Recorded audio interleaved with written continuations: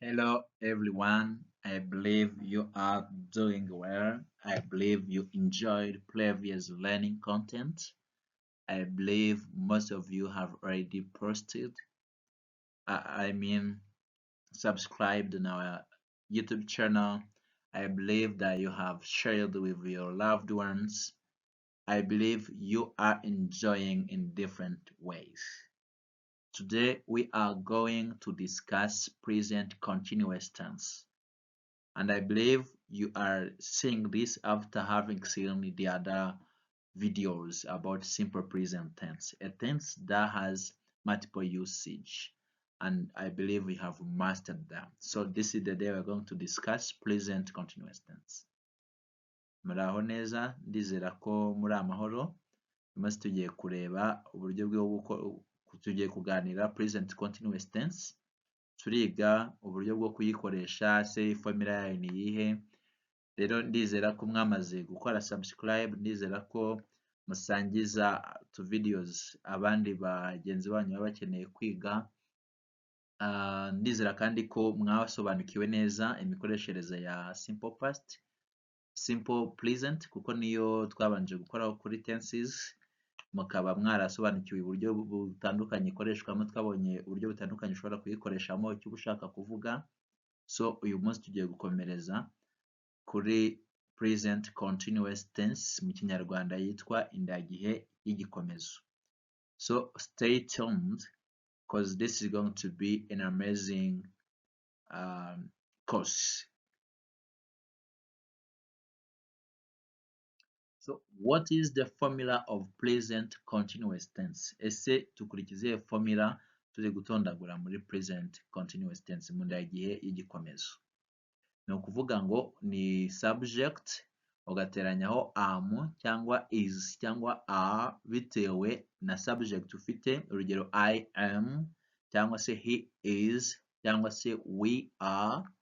Noneho ugateranyaho verb. Verb here is the main verb plus ing. Like the formula is subject plus verb to be in simple present tense plus the main verb plus ing form.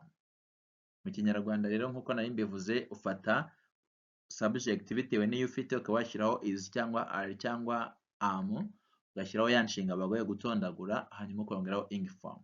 Ubwo aho ngaho wamaze gutondagura muri present continuous tense. We can see an example. You can see I am studying for exam. I am studying for exam. This exactly is verb to study conjugated in the present continuous tense. And you can see what you have talked about, the formula. Subject, this is the subject I. Now am, here it is. Then the verb, which is study, plus ing form. So uru rugero rwa mbere batubwira ngo I am studying for my exam. Ndi kwigira ikizami cyanjye. Aha twari turi kugerageza kureba ese ya formula koko twayikurikije. Dufite subject ariyo ruhamwa mu kinyarwanda I irahari, tukagira am ngiyi, tukagira verb runaka baduhaye study ngiyi, tukagira kongeraho ing. Ukabona ko biroroshye kubikora, ahubwo noneho turi buze no kugenda tureba ngo ese bisobanuye iki. Iyi ngiyi tubonye ko isobanuye ndi kwigira ikizami cyanjye. Turaje turebe wenda ngo ubusanzwe present continuous tense tuyikoresha dushaka kuvuga ibintu bimeze gute. Urugero, we also have she is watching a movie. Ari kureba filime. Turebe niba yubahirije bya bisabwa. Dufite subject.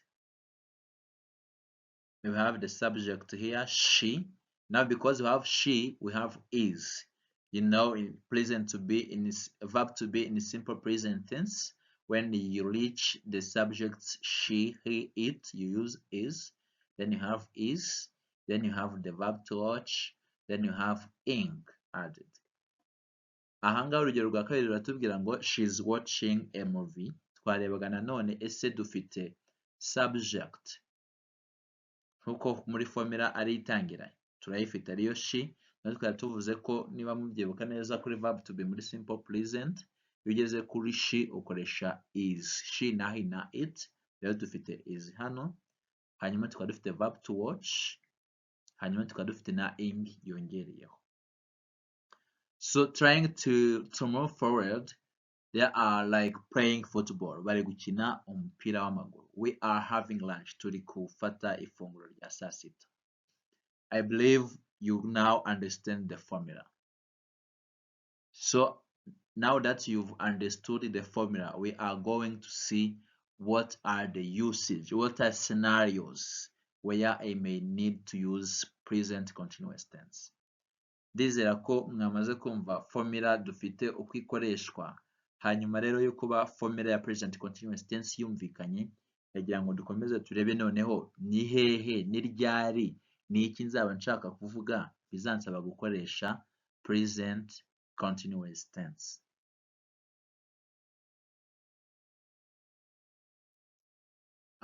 We have actions happening right now. Ibikorwa biri kuba aka kanya. Even right now as I am speaking, nk'ubu ngubu gutya ndi kuvuga. Niba ngiye kuvuga ngo ndi kwigisha icyongereza, ndabivuga nkoresheje present continuous tense. Mu kinyarwanda twabonye ko ni indagihe y'igikomezo, bivuze ngo ni igikorwa uri gukora muri ako kanya uvuze ariko unanakomeje gukora na nyuma yo kubivuga. So actions happening right now, when you want to express them, we will use present continuous tense. This means these are actions that are taking place upon the time the speaker is speaking. He has already started working on the actions and he is still working on them. For instance, I am writing a letter. Let's say that I am writing a letter to a friend of mine. Then the time I speak, I say so, I am just writing the letter in the moment. So when I am doing something at the moment of speaking, to express them, I need to use present continuous tense. He is speaking on the phone. Maybe someone is trying to communicate to a colleague of yours at the workplace, but you realize that they didn't know that the other person is busy on a phone call, and you just say he is speaking on the phone. Ahangaha iyi nteruro iravuga ngo ari kuvugira kuri telefone. Nari ntanze urugero ngaho ari ushobora kuba ni nko ku kazi se umuntu ari kuvugisha mugenzi wawe wundi ariko ntiyamenye ko ari kuri telefone, ugatubwira no ari kuri telefone ahari ntabwo ari kukumva, ari nkacyo ushaka kumininga. Ushatse kuvuga ko ako kanya ubivuze biri kuba ari kuri telefone kandi aracyanayiriho, arakomeje kuba ari kuyivugiraho. So I won't keep explaining all sentences in Kinyarwanda. Just I think you have understood how to use present continuous tense to express actions happening right now. We also have there are dancing at the party.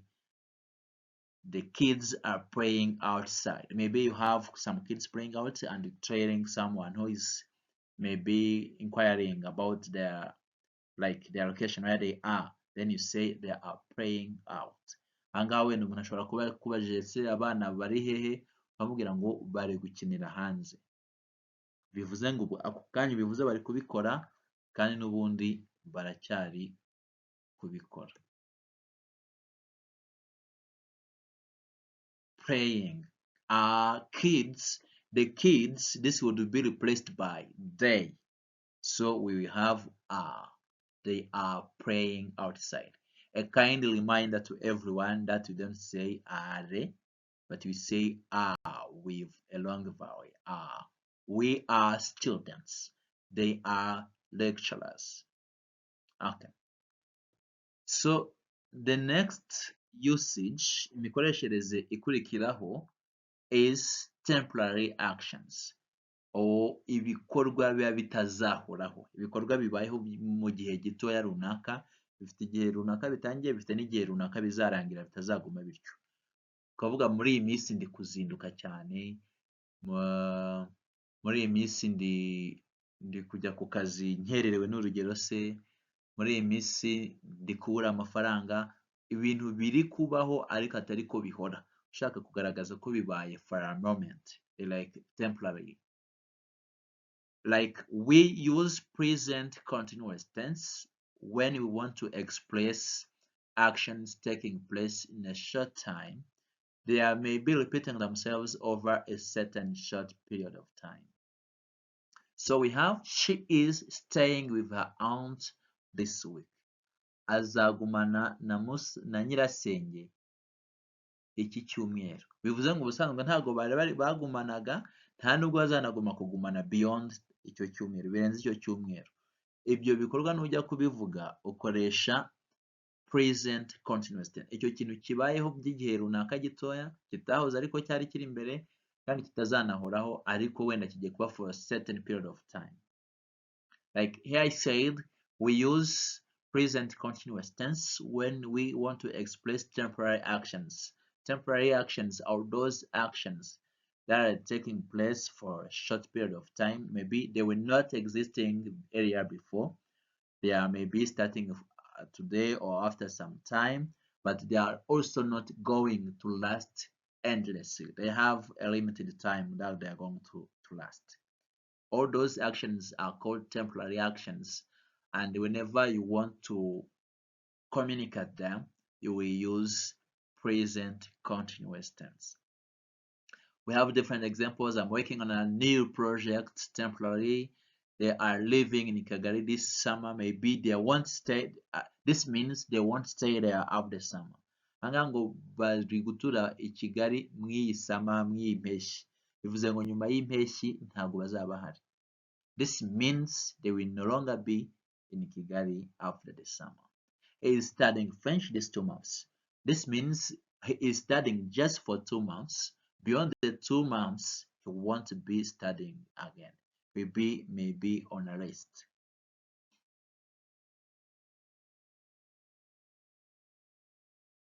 So planned future events. Planned future events. Ahangaha ni ukuvuga ibikorwa bizaba mu gihe cy'ahazaza ariko byamaze gutegurwa, byamaze gupangwa, wamaze guteganya ngo bizagenda gutya na gutya. We are meeting our teacher tomorrow. Tuzahura na mwarimu wacu ejo. Biri muri present continuous tense, ariko ntabwo iyo ubisobanura nk'aho ari igikorwa uri gukora uyu munsi unakomeje, kubera ko ari akantu ka tomorrow. Ahangaha biba bisaba ngo niba uri gushaka kuyikoresha usobanura ko ari ibikorwa byapanzwe bizakorwa mu gihe kizaza. Icyo gihe kizaza ugomba kukigaragaza. I meant here the sentence we are meeting our teacher tomorrow doesn't exactly mean that it's an action going on at the moment of speaking. Instead, we have added this word tomorrow to show that it's an action scheduled for tomorrow, not today. It's not happening, but you have already planned to do it.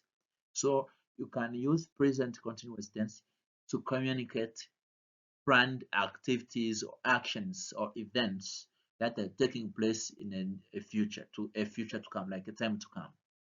So I'm flying to Nairobi next week. Nzajya Nairobi cyumweru gitaha, because you have already planned. Ibi ni ibintu wamaze gutegura burundu, uzi ngo icyo gihe runaka niho bizaba, kuko ugomba kongeraho icyo gihe kugira ngo bitandukane n'ikintu uri gukora uwo mwanya. She's attending a workshop on Friday. They are starting their internship on Monday. These are different examples that can help you understand much better. We also have repeated actions with irritation or emphasis. Ni ibikorwa byisubiramo ushaka kugaragaza ko bikubabaje. Se irritation ni nko kubabara, ubabajwe nabyo, cyangwa se ushaka kubishimangira. Hari ukuntu no mu Kinyarwanda gisanzwe tuvuga ngo muri iyi minsi uri kwitwara neza. bivuze ngo ushaka kugaragaza ko bimaze igihe ari uko umuntu ari kubikora wenda n'ubwo ugakomeje kubikora ukavuga ati muri iyi minsi uri kujya umbeshya cyane wenda someone is giving you appointment but they are not meeting any of them, so you say uri kujya umbeshya cyane, uri kumbeshya cyane muri iyi minsi. So we have an example. He is always arriving late. Buri gihe ari kujya ashika akererewe. Mu kinyarwanda cyiza buri gihe ari kujya ashika akererewe. Ushaka kugaragaza ko it has been repeating itself over and over again. Ushaka kugaragaza ko byagiye byisubiramo kandi n'ubu bikaba ariko bikimeze. He is constantly complaining. Buri gihe ahora aburana ntanyurwa ntashima wenda maybe this is a client. You've been giving her service over several years, but she has never said, this time around you've given me a better service. She's always complaining. So maybe the person is not even complaining at the moment of speaking, but you would like to communicate that over time up to the present the person is always complaining. Ahangaha bishobora no kuba ubivuze ako kanya umuntu atari gukomplaininga, atari kuburana, atari kugaragaza iki, ahubwo uri gushaka kuvuga ko amaze igendo ari uko abikora, n'ubu wenda ushaka kugaragaza ko iyo character cyangwa se iyo behavior nuko bikimeze. They are forever asking silly questions. Those people ask you questions that have no sense, that have no logic. So maybe they do it over time like over and over again. So you are always forgetting your homework. Maybe you have a student. I have different students. Some of them always tell me, hey, you know what? I have a lot of businesses. I have a lot of plans. I didn't make enough time for the homework. I did maybe a few questions and I needed more time. Like I can say you are always not working on your homework. Buri gihe uri kujya wibagirwa umukoro wawe, nirwo rugero dufite. You are always forgetting your homework. Ushaka kubwira umuntu ko wenda nubwo aje yanawibagiwe ariko ushaka kumubwira ko hey, pay attention, uri kujya ukunda kwibagirwa umukoro wawe. You need to change. Ahangaha urumva this is irritation. You want to show the person how irritated you are due to their misconduct or misbehavior. I think you now understand well how to use present continuous tense. Ndizera ko ubu ngubu ugiye wakumva neza uburyo bwo gukoresha present continuous tense ariyo mu kinyarwanda indagihe. Guess what? This day is different. I've got you an exercise at the end of the video. Mvuze nti wamenya ko uyu munsi wihariye, uyu munsi naguteguriye imyitozo nyuma ku musozo w'iyi video. See the exercise. Create 3 sentences in present continuous tense expressing planned future events or actions. Create 3 sentences in present continuous tense expressing temporary actions. Provide 3 sentences in present continuous tense expressing repeated actions. Feel free to use the comment section to add your answers to these questions or communicate with me individually for some support to help check if you got the right sentences, if you came up with a proper way of using present continuous tense in your real life. Thank you.